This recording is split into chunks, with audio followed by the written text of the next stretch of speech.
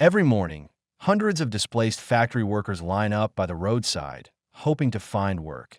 Casualties of the escalating U.S. China trade war that's shuttered manufacturing plants across industrial cities. Most are older men and women whose jobs vanished when tariffs made exports uncompetitive, now gathering day after day in this informal labor market. When vehicles pull up seeking workers, the desperate crowd surges forward, each spot representing survival in an economy where 150 yuan, $21, daily wages have become precious. This morning's scene turned chaotic when several grizzled factory veterans literally fought to stay in a truck bed. Their former furniture plant, once NanKang's pride, now shuttered after U.S. tariffs crushed its export margins. The driver's shouts couldn't dislodge them. These men knew today's work might mean eating tomorrow. After nearly 10 minutes of arguing, a few reluctantly climbed down.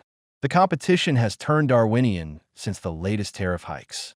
What you're witnessing is the human fallout of global economic strategies. Skilled assemblers and finishers now reduced to day laborers, their expertise worthless in a market flooded with laid-off factory workers.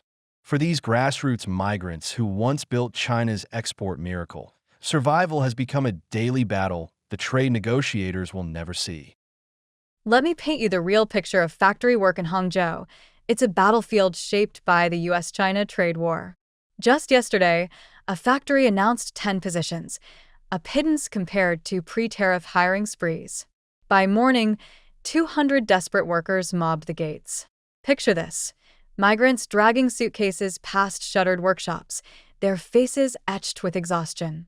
Half these people once built furniture for American retailers. Now, with orders evaporating, they're fighting for 18 to 20 yuan/hour jobs that pay 40% less than 2024 ads promised. The interview process?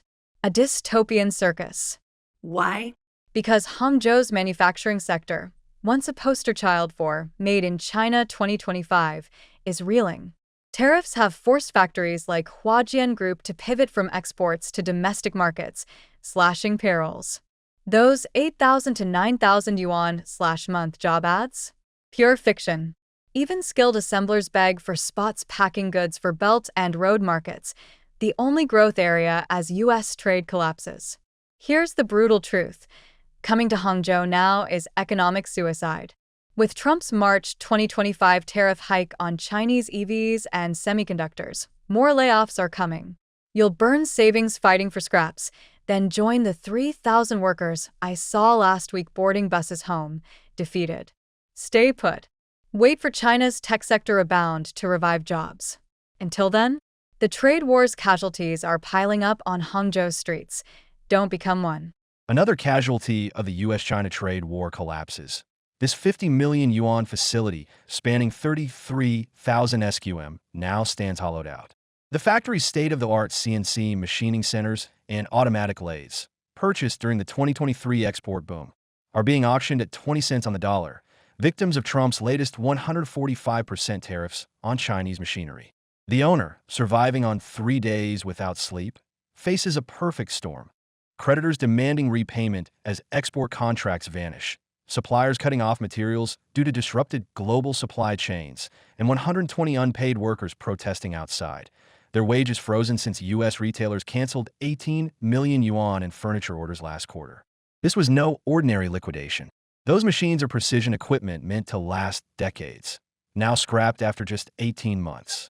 The fire sale reflects manufacturing's new reality.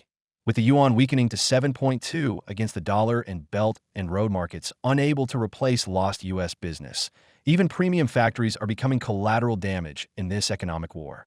What makes this collapse particularly tragic? The equipment's value wasn't just monetary. It embodied years of R&D investment and skilled worker training. Now scattered across Vietnam and Mexico, where manufacturers are relocating to avoid tariffs, this dispersal represents irreversible industrial knowledge loss. As the last truck hauls away the final lathe, one question lingers. In this era of trade war attrition, does China still have enough manufacturing entrepreneurs willing to rebuild? Another manufacturing casualty in China's tough economic climate. In under 12 months, This operation burned through 13 million yuan in equipment alone minus, while still hemorrhaging 120,000 yuan monthly in facility rent. The factory's collapse came suddenly, leaving behind a debt-ridden owner, now blacklisted as a credit defaulter. Walking through the 3,000 SQM main workshop reveals a graveyard of unfinished whitewood furniture, over 2,000 pieces frozen in various production stages. The facility spans 4 floors totaling 17,000 SQM, each level holding its own abandoned story. After hours, the spray booths tell the most haunting tale. Some pieces gleam with fresh lacquer, others sit primed but unpainted, a production line frozen mid-process when workers simply stopped showing up. The owner? Vanished. The scene defies description. This particular spray shop was NanKang's benchmark for white oil bed production, capable of finishing hundreds of units daily. Now it's a museum of half-completed inventory. See this section? These might as well be firewood. Without the specialized carpenters who understood the assembly process, these components are worthless as finished goods, yet too heartbreaking to scrap. The factory's pulse has flatlined. Only 2 drying racks retain any resale value, maybe 50,000 yuan for the pair if another manufacturer wants them. The adjacent spray room holds a few more salvageable items, but that's it. The spray booth behind me still smells new. Its epoxy floor shows barely any scuff marks. Installed less than a year ago at considerable expense, now abandoned like everything else. The owner's financial ruin is complete. What's the fire sale value on this equipment? Maybe 10 cents on the yuan compared to original cost. Any liquidators in the market? The racks hold fully finished bed components, solid wood pieces needing only final assembly. The back inventory could be sold as new if anyone bothered to complete them. Then there's the solid wood frames, 20 perfect units abandoned. 4,000 flat panels gathering dust. All the materials remain. Raw lumber, semi-finished stock, everything. You could haul it away for pennies. Even these high-end single beds, retailing for 8,000 yuan, sit in discarded piles. Stacks here, bundles there, that mountain behind me, all orphaned inventory. As a former factory owner, this carnage hits differently. Sympathy wars with frustration. Do the math. 13 million yuan in equipment plus 144 million yuan annual rent across 17,000 SQM. What profit margin could possibly sustain that? Manufacturing was always a knife-edge business, but this is industrial tragedy. That smell of fresh lacquer mixing with mildew tells the whole story.